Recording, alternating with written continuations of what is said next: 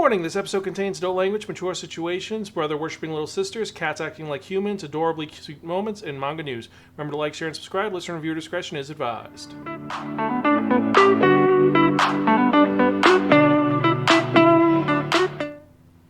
Hello and welcome to another episode of the Spiraken Manga Review. I'm your host Zen, saying konnichiwa, aloha, buongiorno, and what's up? Hope you're doing well out there and hope you're excited for another fun-filled episode of this awesome podcast you can find at www.spiraken.com. We're also on Facebook, Twitter, Instagram, Spotify, YouTube, Stitcher, and various other social media sites. Just type in SPRAKN and I'll guarantee you find us one way or the other. Remember to like, share, subscribe, hit the bell for notifications if you're watching on YouTube, and let's get to it.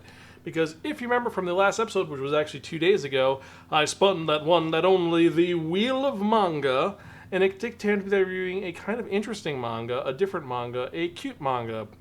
That, well, let's get to it. It's a manga that was written by Senko and published by Mag Gardens and brought over here by 7 Seas Entertainment. It was released in 2019 in Mag 15 magazine.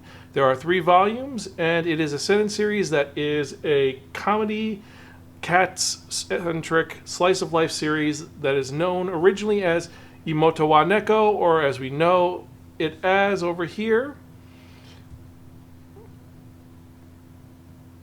My Sister the Cat. This manga is pretty simple. The premise is we have Nakado. He is a young man who was adopted by his friend's family, and he has a new little sister. The only thing which is weird about his friend's family, or his mother's friend's family, is that they're all anthropomorphic cats. They walk around, they shop, and they talk. Well, kind of. See, his mother talks, his new stepfather doesn't talk, and now his little sister doesn't talk, she meows. And this is the story of a little sister who loves her big brother. And that's all it is. When we first meet her, she's actually bringing her big brother a present that she found in the sandbox. And what was this present? It was a rubber ball.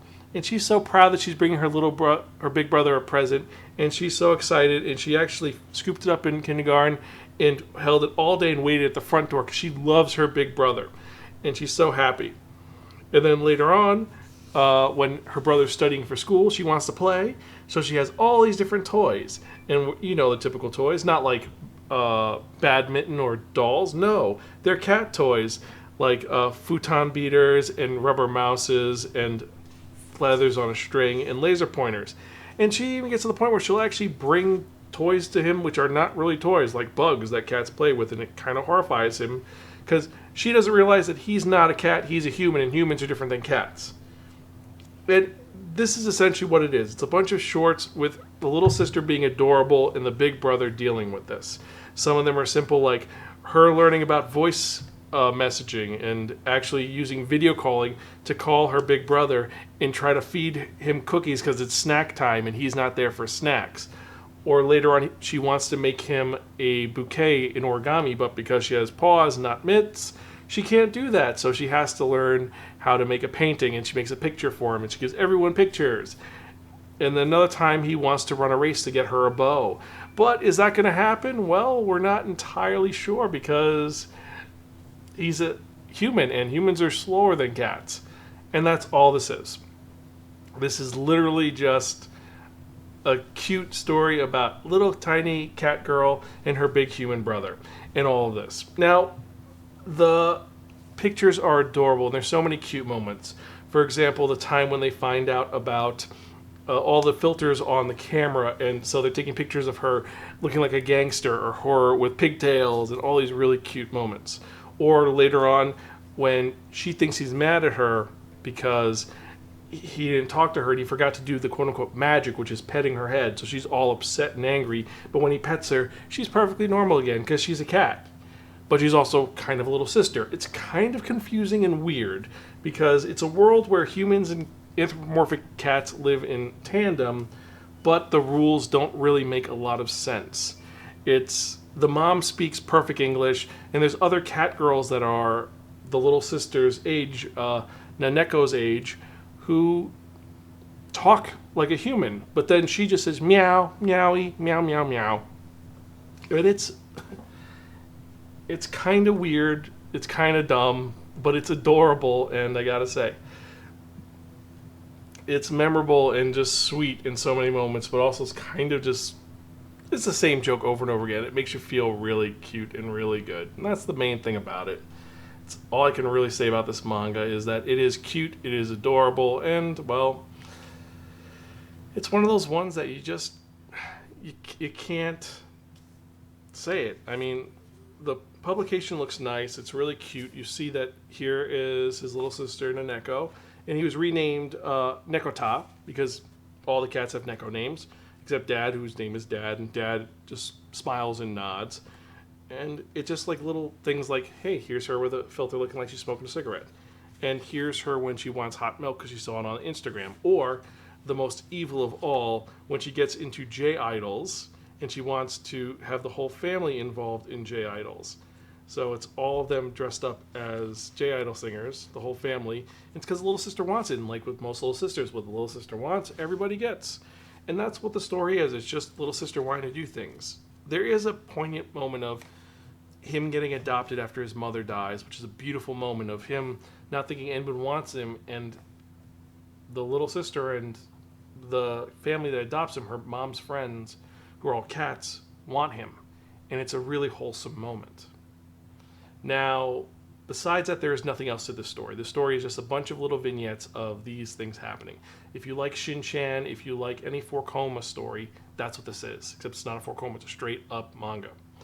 And, well, your mileage may vary. You may love this, you may hate it. But that's what it is. And I really enjoy this, but for everybody else, I'm going to have to give this, well, I'm going to give this one of our more unique ratings. I'm going to give it our second highest rating because it is pretty good. It's addictive.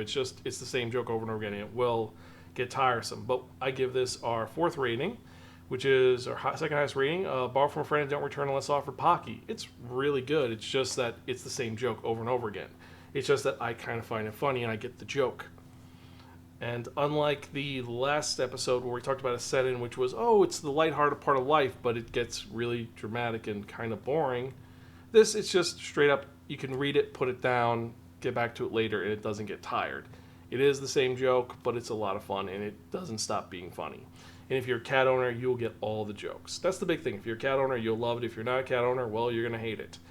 But if you agree with me or you disagree with me, let me know your thoughts. You can email me personally and at Zan, that's Xan, at Spiraken.com, or you can tweet me at Spiraken. And leave a comment down below if you agree or disagree with these. And so with that in mind, let's actually get to the next part, which is the manga releases for the week. And these are all that came out on the 16th of May. So let's see what we got. First off, we've got 2.5 Dimensional Seduction, Volume 6. We've got Bakemonogatari, the manga, Volume 18. We've got Candy and Cigarettes, Volume 4. Chojin X, Volume 2. Dark Gathering, Volume 1. Demon Slayer Kimetsu no Yaiba, the official coloring book, Volume 2. Last Game, Volume 1, which I didn't think was going to come out till September, that got pushed for early release. Loner Life in Another World, the light novel, Volume 5. Marmalade Boy, the Collector's Edition, Volume 2. Number 6, Manga Omnibus, Volume 3, which is Volume 7 to 9 of the series. Obnoxious Hero-kun, the complete collection. Peach Boy Riverside, Volume 11. Remonster, Volume 6. Reincarnated as a Sword, the light novel, Volume 12. And Reincarnated as a Sword, Another Wish, Volume 4, and that's the manga. Again, we have another release of Shaman King Flowers, this time Volume 2, so 2 weeks in a row we get it.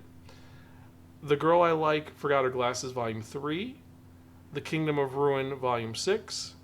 The Most Notorious Talker Runs the World's Greatest Clan, the light novel, Volume 4, and the manga, Volume 4. The Savior's Books Cafe Story in Another World, Volume 5. 7 Deadly Sins, 4 Nights of the Apocalypse, Volume 8. The Weakest Tamer Begins a Journey to Pick Up Trash, Volume 3. Twin Star Exorcist, Volume 28. When Will Ayumu Make His Move, Volume 11. And then last and certainly not least, we have Zom 100, Bucket List of the Dead, Volume 10. They're at Volume 10 of the series. And we got some great titles, some rough titles, and for me personally, the titles that stuck out the most this week were, and I quote, Candy and Cigarettes Volume 4, Last Game Volume 1, Marmalade Boy Volume 2, The Girl I Like Forgot Her Glasses Volume 3, and Zom 100 Bucket List of the Dead Volume 10. So which are the ones you're most excited about? Let me know. Email me at zanspiraken.com or tweet me at Spiraken. And so, before I forget, remember to like, share, subscribe. Check out our Patreon at patreon.com/Spiraken. Help us create more fun content for you to enjoy. And more importantly, I'd like to thank everyone who's watching and listening because I appreciate each and every one of you. Every email I get, every comment that I receive gives me more inspiration to keep doing this podcast and more motivation to keep going because honestly, I love doing this and I'm going to keep doing this as long as I can. We just celebrated our 15th anniversary and we're going to keep going as long as we can. So if you enjoy what you hear, email me at zanspiraken.com, tweet me at Spiraken, or let me know your thoughts on what we're going to do. Also, I will be at Animazement in 2 weeks. So if you're going to be there in Raleigh, North Carolina, check me out, say hi. And so, with that in mind, let's get to the part that you have all been waiting for. And what am I talking about? I'm talking about that one, that only, the Wheel of Manga! Yes, friends, the Wheel of Manga, except a substitute. Now, what is the Wheel of Manga? The Wheel of Manga is a Wheel of Fortune with 10 slots on it. And what I'm going to do is I'm going to assign a manga top to each of the 10 slots. What we're going to do is we're going to spin the wheel, whatever number it lands on. That's the manga that I'm going to review in the next episode of the Spiraken Manga Review, episode 517. So let's spin and see what we're going to review in the next episode, shall we?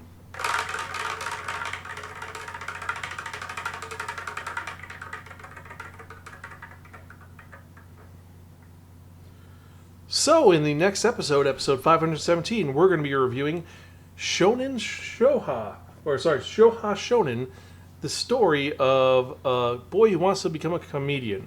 Is it going to be good? Is it going to be bad? Well, we're going to have to wait and see. But I digress. So as usual, I'm your host Zan. I'm Gonzville. I'll catch you guys next time, and keep reading manga. See you later.